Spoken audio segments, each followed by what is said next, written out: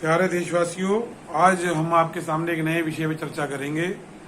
आपने देखा कि जैसे दूसरी लहर आई है कोविड की, और इस लहर के अंदर लोगों ने बड़े पैमाने के ऊपर ऑक्सीजन की कालाबाजारी हुई, दवाइयों की रेमडेसिविर और उसके साथ के साल्ट्स की कईयों की कालाबाजारी हुई, जितने तरीके के उपकरण थे सबकी कालाबाजारी हुई।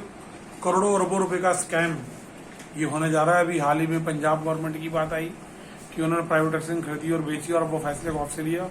और दिल्ली सरकार के अंदर भी ये घोटाला, जहां जहां केजरीवाल जी की और जो सरकार है और जहां जहां इनके संबंधित इन्होंने मैं ये कहूँगा कि केजरीवाल जी की जो सोच आइडियोलॉजी जहाँ काम कर रही है, उन स्टेट्स के अंदर भी इसका बड़ा नेगेटिव इफेक्ट देखने को मिल रहा है।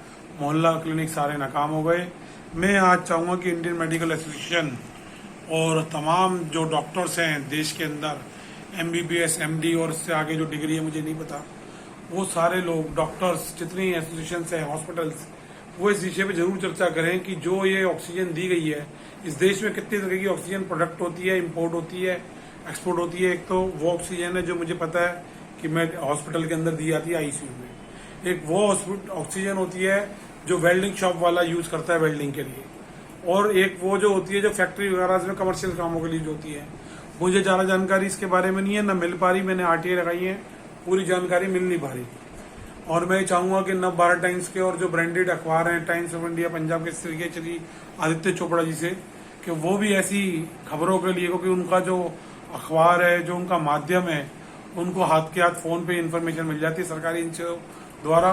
तो वो मैं चाहूंगा कि उनसे प्रयास करें, क्योंकि हमारी बात पहुंचने में समय लगता है, उनका करोड़ों लोगों तक सीधा नेटवर्क बना हुआ है। मैं ये चाहूंगा कि ये बात जरूर उठाई जाए चैनल्स में, डिबेट में, इलेक्ट्रॉनिक प्रिंट मीडिया में, कि किस तरह की ऑक्सीजन दिल्ली की और भारत की जनता को दी गई, जिससे black fungus, white fungus, yellow fungus फैला। इसके पीछे क्या कारण है, क्या इनका कोई साइड इफेक्ट है, क्या IMA से ये अप्रूव्ड थी, और ये किन रेटों पे खरीदी गई, और इस महामारी से, कोविड की सेकेंड लहर से पहले मार्च में, जनवरी में इनका क्या रेट था और आज क्या रेट है। इस सब विषय पे गहन चर्चा करनी जानी चाहिए। इन सभी सोर्स को वेरीफाई करना चाहिए, इन्वेस्टिगेट करना चाहिए दिल्ली पुलिस को। ये मेरा उनसे हाथ जोड़ के आग्रह है दिल्ली पुलिस कमिश्नर से। गहन जांच होनी चाहिए। आदरणीय CBI के जो डायरेक्टर साहब आए हैं नए, उनसे भी मेरी प्रार्थना है, क्योंकि मैंने उनके एक आर्टिकल में पढ़ा था न्यूज़पेपर में कि वो डिटेक्टिव का काम बहुत अच्छे से जानते हैं। तो अगर वो प्रयास करेंगे तो ये सामने आ सकेगा कि दिल्ली सरकार की नाकामी। और ये मैं चाहूंगा कि राजनीति से ज्यादा हम इस विषय पे चर्चा करें कि दिल्ली की जनता के साथ कई खिलवाड़ तो नहीं किया गया। क्योंकि हमारे ही रानीबाग क्षेत्र के अंदर एक फ्रूट सेलर की दुकान थी, उनकी एक आंख चली गई। मुझे बड़ा दुख हुआ, मेरे बड़े करीबी थे, मैं उनसे रोज मिलता था लगभग, और जैसे ही मेरे को ये बात पता चली, मेरे को बड़ा दुखद फील हुआ। मैंने इसकी अपने तरह से जांच करने का प्रयास किया। इस शब्दावली को कोई अफवाह ना समझे, क्योंकि मेरे पूरे पुख्ता सबूत, पूरी पुख्ता बात नहीं है। मैं चाहूंगा कि दिल्ली की जनता जागृत हो, दिल्ली के अपने डॉक्टरों से, हॉस्पिटलों से, परिवारजनों से, मंत्रियों से, नेताओं से इसके बारे में जानकारी हासिल करें जिस तरीके से भी, और पता करें कि अगर वो मान्य थी तो कोई बात नहीं, और अगर मान्य नहीं थी फिर भी उनको अगर ये ऑक्सीजन दी गई है तो संबंधित व्यक्ति के खिलाफ कार्रवाई होनी चाहिए। और इस कार्रवाई को एक कॉपी आदरणीय देश की सर्वोच्च न्यायालय को, आदरणीय देश की उच्च न्यायालय को, देश की सभी डिस्ट्रिक्ट बार्स को, देश की सभी डिस्ट्रिक्ट कोर्ट्स को, सभी पब्लिक प्रोसिक्यूटर्स को, प्रोटेक्शन ऑफिसर्स को और कोर्ट स्टाफ्स को भी इनकी एसोसिएशनों को कॉपी प्रोवाइड कराई जाए, इंटरनेट पर अपलोड करी जाए। और सभी इलेक्ट्रॉनिक डिजिटल माध्यम से, खास तौर से मैं नव भारत टाइम्स का और पंजाब केसरी का और दैनिक जागरण अखबार, 3 अखबारों को मैं पढ़ता हूँ। मैं इनका जरूर प्रार्थना करूंगा, क्योंकि इनसे मुझे काफी सीखने को मिलता है। कि जो भी इनके एडिटर्स वगैरह हैं, वो जरूर प्रयास ये करें कि भाई ये बात जनता के पास शीघ्रता से पहुंचे।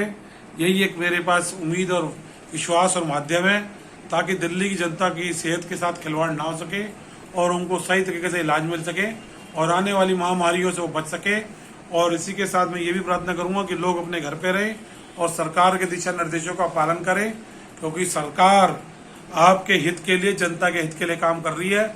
और अपनी इस दुख की घड़ी के अंदर देश की जनता के साथ खड़ी हो और अपनी सरकार के साथ खड़ी हो, ताकि हमारी सरकार और मजबूती से आगे बढ़ सके और अंतर्राष्ट्रीय स्तर के ऊपर जो मदद मिल सकती है वो मदद लेकर देश की जनता की 138 जनता का करोड़ की जनता का साथ दे सके, मदद कर सके, ऐसा मेरा विश्वास है। और दिल्ली सरकार जो कि राजनीति करने में और विज्ञापन करने में आगे रही है, उनसे भी मैं प्रार्थना करूंगा, हाथ जोड़ के निवेदन है उनके सभी कार्यकर्ताओं नेताओं से, केजरीवाल जी से, कि इस समय दुख की घड़ी के अंदर सत्ता अगर उनको चाहिए, सत्ता देने को तैयार है।